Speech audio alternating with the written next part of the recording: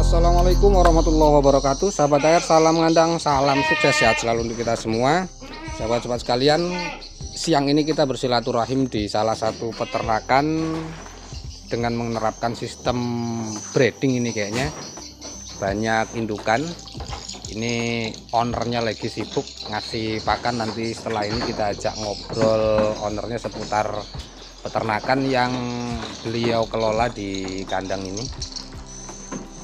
Ini kalau kita lihat kandangnya ada dua sisi. Sisi yang sebelah kiri dari pintu masuk ini bagian bawah.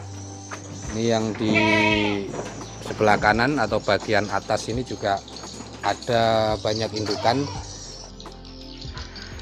Sahabat AR, ini sudah bersama ownernya, pemilik kandangnya. Ini langsung aja kita ajak ngobrol, kita sapa dulu beliau, pemilik kandang. Selamat siang, Mas. Siang. Sehat ya? Alhamdulillah sehat. Ini mohon maaf ganggu waktunya. Enggak. Jadi kayaknya saya masuk ke sini informasinya masih apa ya, aktivitas di toko. Iya, masih di toko tadi. Datang langsung ngasih pakan. Nah, ini diganggu lagi, diajak ngobrol. Ini mohon maaf. Bisa diperkenalkan dengan Mas siapa? Saya Fauzan Anggi dari Jaya Baru, Kecamatan Sekutu Surabaya, Kabupatennya Lampung Tengah. Saya manggilnya apa ini? Panggil Anggi aja nggak apa-apa. Mas Anggi? Iya. Oke. Kalau Mas Fauzan banyak gitu. Iya. Jadi kita panggil Mas Anggi. Ini mohon maaf. Ini Ya. kalau kita lihat kandang ada dua sisi ya? Iya, ada dua sisi. Ada dua sisi kandang ini. Ini jumlahnya berapa ekor?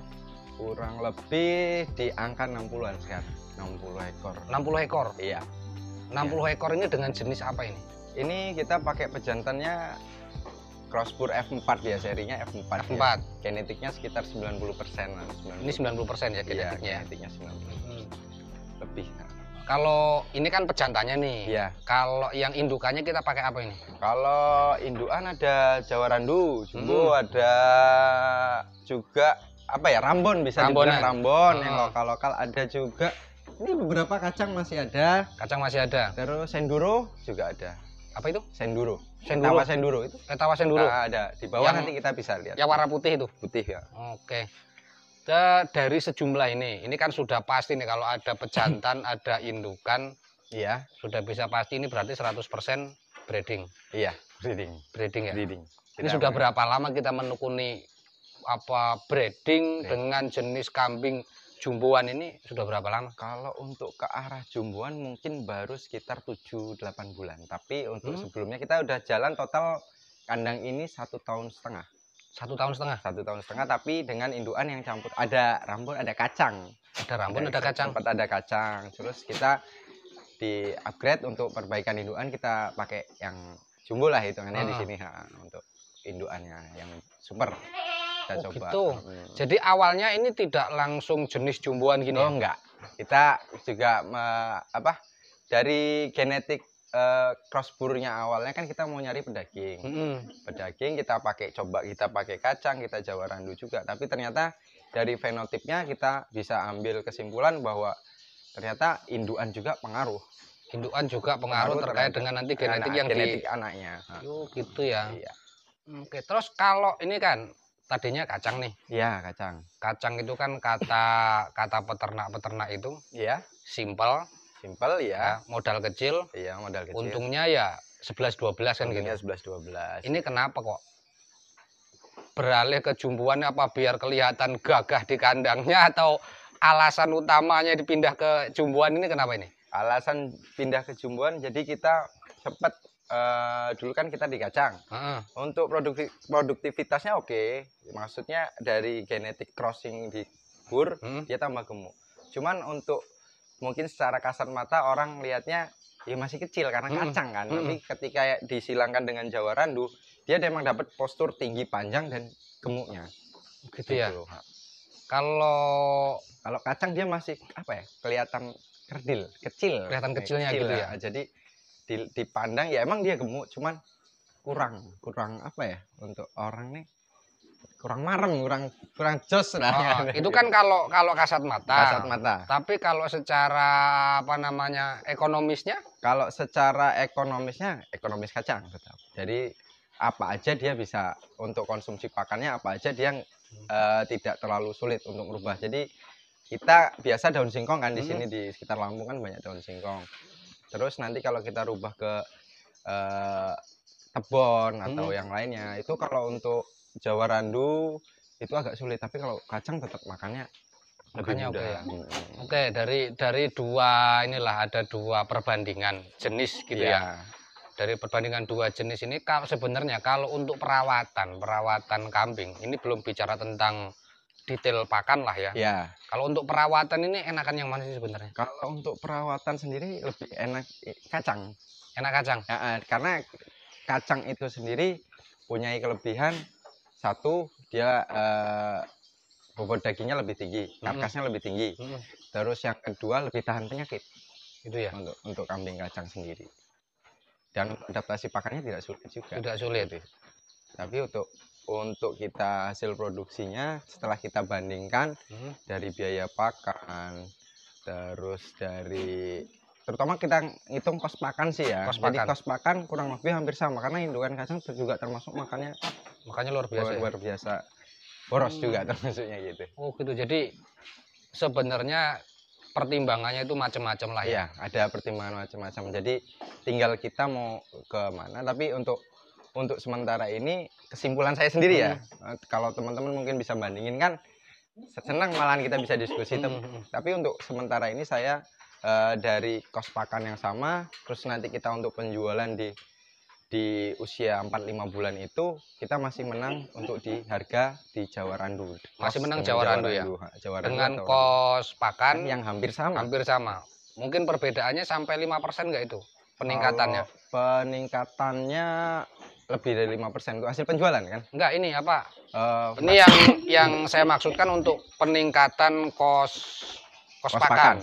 Untuk peningkatan kos pakan itu nggak sampai 5%. Nggak nyampe ya? Iya, makanya dengan hasil nanti anakan yang kita jual jauh, kita lebih untung di Jawa Randu, makanya kita akhirnya pindah ke indukan Jawa Randu. Gitu, oke. Jadi sahabat HR, perbandingan antara kambing kacang dengan Jawa Randu, kemudian ya dengan jenis-jenis yang besar ini, ternyata untuk kos pakannya itu tidak terlalu jauh berbeda. Nah, sehingganya kenapa kok banyak peternak itu khususnya breeding gitu ya, khususnya breeding ini ternyata pada lari ke jenis-jenis kambing besar karena jenis pakan kemudian kos pakannya ini tidak terlalu jauh berbeda. Tapi gini Mas, ya, kalau siklus, jadi siklus dari dia birahi, hamil, beranak, setelah beranak kemudian birahi lagi, ini lebih cepat mana atau sama lah dengan sama saja. Cuman karena genetik itu kacang lagi balik lagi ke kacang, dia emang lebih apa ya, kalau bahasa kita berancah atau itu emang dia lebih bagus di kacang. Tapi untuk dari usia dia hamil sampai dia melahirkan itu hampir sama. Hampir sama ya. Siklus birahinya juga ketika setelah melahirkan itu hampir sama. Nggak terlalu jauh berbeda, sampai 2 bulan itu enggak sih Mas. Kan kata teman-teman ya, kata teman-teman kalau kacang itu bisa dipastikan setahun 2 kali. Iya. Kalau jenis yang besar itu 1 tahun lebih lah, lebih 2 bulan, lebih 3 bulan gitu. Iya, itu benar. Itu dalam artian benar, bisa benar karena dari kacang itu genetik untuk produktivitasnya lebih cepat, lebih tinggi juga. Cuman di sisi lain kita kan nanti jual di anakan itu tadi di usia 45 bulan dengan kita lihat itu kalau untuk penjualan, terutama kan kita ngecek kalau untuk penjual yang selera itu, terutama kita mau breeding jangka panjang dan kita jumlah populasinya tinggi, itu kan kita juga memperhatikan belantik lah, terutama karena dia kan ambilnya bisa banyak kan, kebutuhannya kan bisa banyak. Tapi kalau untuk petani kan mungkin 1-2 ekor gitu. Jadi ya untuk di Jawa Randu sendiri lebih ke situ. Cuman kalau untuk siklus tadi itu menang di kacang karena dia, kalau dari yang saya pernah perhatikan gitu Mas. Jadi kalau induk Jawa Randu dia sudah kawin, nanti dia bisa berulang lagi. Cuman kalau kacang 90% dia langsung jadi sekali kawin. 90%. Iya. Kalau Jawa Randu bisa 2-3 kali. dia ada yang 2 kali baru jadi. Tapi ada juga yang langsung jadi, nggak mesti. Cuman dari misal kemarin kita coba dengan 6 ekor induk kacang dan 6 ekor induk Ramon atau Jawa Randu. Jadi 6 ekor itu kacang sekali kawin jadi semua. Cuman untuk dari Jawa Randu 2 ekor dia berulang. Jadi minta kawin lagi, minta birahi lagi gitu. Oke. Ini kalau yang di area ini ada berapa indukannya, Mas? Kalau jumlahnya belum dihitung lagi loh, Mas. Belum dihitung lagi. Oke. Tapi yang di sini sudah ada apa? Dipastikan hamil gitu ya? Kalau kita memastikan hamil nggak berani ya, Mas. Tapi berani. Kalau kawin sudah semua. Sudah semua kawin. Cuman kalau untuk hamil belum. Jadi kan ini juga kalau teman-teman ada yang suka gitu kan kita jual juga. Nah, kita nggak berani ini garansi hamil atau gimana, nggak berani. Cuman yang jelas nanti dia ambil dari sini, bawa ke rumah, nanti dia minta kawin lagi, boleh dibawa ke sini dikawin. Garansi gitu. Garansi. Garansinya dengan crossbur. Crossbur F4-nya. Oke, kita bisa lihat kandang sebelah sana, Mas. Iya.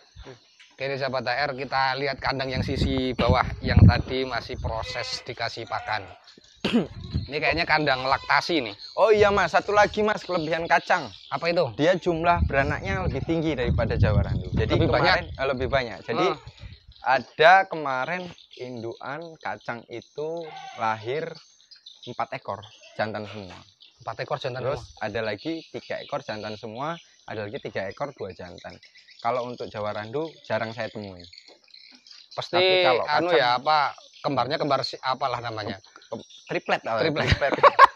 Triple. 3, biasanya 3 4. 3. Karena yang 4 bukan cuma 1 induk. 2 induk, yang 3 itu hampir sekitar 5 ekor induk itu lahir 3 kemarin. Gitu. Dengan pejantannya tetap sama. Sama, pejantannya sama. Itu jadi kita punya pejantan tangguh berapa ini di sini? Itu 1. Ini calon pejantannya masih tidur. Ini calon pejantan. Tapi ini sudah bisa buat pacek ini. Sudah. Ini usia ini kelahiran bulan Mei. Ini kelahiran Mei 2021. 2020, sorry. 2020. Berarti 2 ini tahun. 2 tahun. 2 tahun. Itu udah 3 tahun lebih. 3 tahun lebih 2 bulan lah mungkin. Kalau di harga kisaran berapa ini? Kalau di harga beli atau harga jual? Harga jualnya. Ini sekarang harga jual. Ya, harga jual. Gitu. Harga jual ya 16 lah. 16 juta. Iya. Ya kalau ada yang mau. Ini duit semua ini. Iya. Jadi seharga dengan bibitan sapi limosin yang siap untuk digemukkan gitu ya. Ini genetiknya jelas, Mas. Ini dari peternakan kambing bur di Rejo Bejoyo, Pak Lin di Jombang. Jadi genetiknya dari sana langsung. Ini F4, jadi recordingnya jelas. Jadi terahnya dari pejantan siapa aja jelas. Oke, jadi kalau mau beli kambing bur nih. Iya. Kalau mau beli kambing bur ini berarti harus ditelusuri dulu nih. Ditelusuri recordingnya. Recordingnya. Kan kita beli F3. Cuman iya bener apa enggak F3 kan gitu. Kalau peternaknya bisa dipercaya nggak masalah. Cuman kan namanya ya kita jaga-jaga karena kita juga kan nyari genetik juga kan. Jadi ya kalau untuk teman-teman yang mau beli ya kita harus telusuri betul F2, F3, F4 gitu. Jadi nggak kayak kita cari ilmu atau ngaji Quran harus tahu sanatnya dulu lah ya. Ya harus tahu sanatnya ini. Kalau di sini genetik, tapi kalau di keilmuan sanatnya harus jelas. Kalau nggak sahih. Oke, ini sahabat AR, kalau di sini tadi disebutkan kandang laktasi lah ya. Kandang menyusui, hamil tua di sini. Jadi sahabat AR ini pertimbangannya dipisah gitu kan. Ada laktasi, kemudian di sana untuk kandang koloni berahi lah ya. Iya, untuk kandang kawinnya di situ. Ini efektif mana? Umpamanya di koloni semua gitu kan? Iya. Dengan dibuat sistem kandang laktasi begini. Lebih efektif di koloni untuk kawin. Kawin koloni. Tapi untuk pembesaran, untuk setelah melahirkan lebih aman di baterai disekat. Karena yang kita takutkan anaknya dengan induk yang lain disiksa bisa berantem kan biasanya. Cuman kalau untuk kita baterai kan lebih aman karena sama induknya aja. Cuman kalau untuk kawin kita lebih efektif di koloni, karena pertimbangannya satu, ada beberapa induk yang jelas dia birahi, tapi ada juga yang tidak begitu jelas birahi. Jadi kita sendiri kadang menyimpulkan ini birahi enggak, ini minta kawin enggak kan gitu. Tapi kalau untuk pejantan sendiri, karena kodratnya dia jantannya, jadi dia lebih paham mana betina yang birahi. Jadi lebih asik, lebih efektif, lebih bagus itu dibuat koloni. Ya kalau secara umum kan memang betina ketika birahi, satu dia tandanya berisik kan, ya secara umum. Terus di vulvanya merah, terus keluar lendir, terus dia gelisah. Tapi ada juga yang tenang. Nah, yang tenang dan dia tidak mengeluarkan lendir juga ada. Cuman dia birahi. Makanya kita koloni, karena yang lebih paham dia birahi atau tidak kan lebih jantannya. Mungkin dari aromanya. Kalau kita aromanya satu, perengus gitu aja. Perengus sudah. Oke, yang terakhir ini bicara tentang asupan gizi. Iya. Ini kalau saya lihat tadi kan macam-macam nih. Yang pertama ada apa tuh? Kalau bahasa kita kerucilan ya. Kemudian ini singkong kecil ya. Kemudian ini terakhir tadi dikasih silase ini ya. Iya, ini silase. Ini silase daun singkong. Daunnya sudah habis, tinggal batangnya aja. Kemudian tadi, tapi sebelumnya yang pertama kan dikasih konsentrat itu. Konsentrat. Ini kenapa kok dikasih jenis pakan-pakan seperti itu? Kenapa dikasih jenis pakan? Kalau konsentrat sendiri sebenarnya itu hanya penguat, pakan tambahan. Tapi untuk yang wajib kan kita dengan silase ini. Silase. Karena kalau untuk kambing cenderungnya dia ramban-rambanan di daun-daunan, makanya kita lebih presentasinya lebih banyak di daun-daunan, daun singkong, karena kita harus ada hijauan ya. Kita juga memanfaatkan kearifan lokal itu tadi Mas, makanya ada kerucilan tadi, singkong-singkong kecil, karena kita pabrik banyak kan. Gitu ya. Nah, terus daun singkong ya banyak juga kan, jadi kita manfaatin yang terutama yang ada di sekitar kita dulu. Baru kayak untuk konsentrat sendiri kan kita bisa hanya penguat sih sebetulnya. Konsentrat itu hanya penguat untuk tambahan untuk apa itu? Nutrisi yang kurang dari daun singkong, dari kerucilan itu kita masukin di konsentrat. Sehari dikasih pakan model seperti ini berapa kali? Dua kali. Jadi kalau Masnya tadi kan lihat di saya makanin ini waktu konsentrat sendiri, kerucilan sendiri, daun singkong sendiri. Biasanya kita campur pakan komplit kita. Biasanya pakan komplit. Pakai TMR kita aduk jadi satu, kita kasihin ke mereka. Jadi konsentrat, terutama biasanya dari bahan awal daun singkong, terus kita pakai kerucilan singkong tadi, terus konsentrat kita aduk, kita kasih pakan mereka. Itu dengan apa komposisi yang memang sudah terukur lah ya. Sudah terukur, insya Allah terukur. Oke. Biasanya nih kambing itu kalau dikasih konsentrat terlalu banyak, ya itu kan terjadinya apa ya? Fesisnya itu kan apa asidosis ya? Mungkin apa Pak? Asidosis ya? Enggak, fesisnya jadinya lembek gitu ya. Fesisnya jadi lembek gitu kan. Fesisnya sendiri itu biasanya penyesuaian ya. Dia kalau untuk teman-teman yang baru, jadi dari kambing dia biasa pakan langsung dengan silase atau rumput, terus kita berikan konsentrat, biasanya dia penyesuaian. Tapi untuk 2-3 hari mungkin udah biasa lagi. Penyesuaian dalam rumennya sendiri gitu. Ini kalau kambing sebanyak ini nih, ini kalau kita ngarit kan gempor nih ya. Ya. Kalau kita ngarit hancur nih kayaknya. Jadi kan dengan pakan model seperti ini, pakan ini beli apa gimana nih? Ini ada yang ambil dari ladang sendiri. Ada dari teman, kadang dia panen kita ya udah beli berapa ikat gitu kan. Jadi ada yang beli kita gilingan cacahan, ada juga. Umpama nih, ini kan perbandingannya kalau kita punya pakan sendiri ya oke lah. Ya. Tapi kalau kita nggak punya pakan sendiri, kambing sebanyak ini, semua bahan kita beli, dari mulai 0 sampai dengan penjualan anakan itu sebenarnya kita masih punya surplus atau apa ya, menguap begitu saja? Surplus.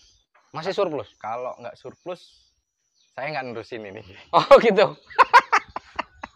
Enggak sih, lebih ke utama kita jalan ke sini emang senang. Pertama hobinya dulu lah ya. Dulu. Terus juga kita hitung kalkulasi kalau kita beli semua. Alhamdulillah masih ada ujung. Masih dapat ya. Masih apa Kalau sebanyak ini ya, ngitung keuntungan tuh per lembar apa sudah pakai mesin itu kira-kira? Itu masih manual kalau masih itu. Manual. Masih manual. Oke deh.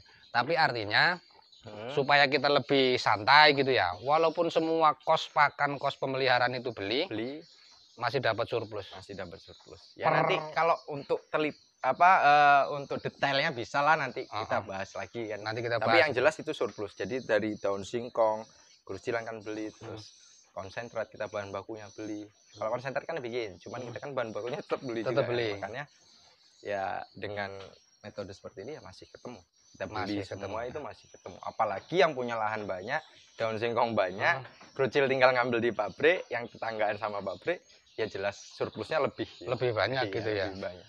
Oke deh. Ini kan tadi sebelum apa ya, kita record ini ada obrolan kecil, kita ini juga jual beli indukannya bisa dijual, anakan, apalagi anakannya, indukannya saja bisa dijual. Kemudian apa ini, penjualan pakan gitu ya? Penjualan pakan bisa. Konsentrat, pakan komplit. Bahkan tadi ada apa namanya? Indigo Vera. Itu? Bentuknya daun kering. Daun keringnya sudah dicaca, sudah di oven, sudah di press, tinggal kita kasih. Kayaknya sudah packing tadi. Sudah packing ya. Itu bisa pesan di sini? Bisa itu. Kalau mau pesan caranya gimana, Mas? Bisa hubungi nomor saya, bisa. Nomornya berapa? 0822 2512 8811. Oke, 24 jam. Insya Allah 24 jam. Oke, ini sahabat HR, kalau butuh ya bibitannya bagus-bagus hasilnya, karena di sini bisa dipastikan persilangannya itu dengan crossbur F4. Genetiknya jelas. Nah, urutan sanatnya jelas. Sanatnya jelas, jadi tidak khawatir kalau kita terpapar radikalisme ini. Karena sanatnya jelas. Sanatnya jelas, tidak terpapar radikalisme, pergaulan bebas ini tidak. Jadi bisa hubungi nomor yang sudah disebutkan tadi dengan Mas Anggi. Tepatnya di Kampung GB2. Gaya Baru 2. Kecamatan Seputi Surabaya, Kabupaten Lampung Tengah. Oke Mas, terima kasih ngobrolnya. Ini capek banget kayaknya. Belum sih Mas. Ini semoga bisa jadi pembelajaran buat teman-teman peternak yang tadinya pertimbangan, saya mau pelihara yang mana sih, jenis kecil apa jenis besar, ternyata semuanya menguntungkan. Tinggal cara pengelolaan kita bagaimana untuk mendapatkan untung sebanyak-banyaknya dengan modal kecil. Kalau modal kecil lah ya, modal disesuaikan. Jangan yang penting pakan, tenaga tidak terlalu repot. Tidak merepotkan. Oke, sepakat. Demikian sahabat HR, salam ngandang, salam sukses, sehat selalu untuk kita semua. Wassalamualaikum warahmatullahi wabarakatuh.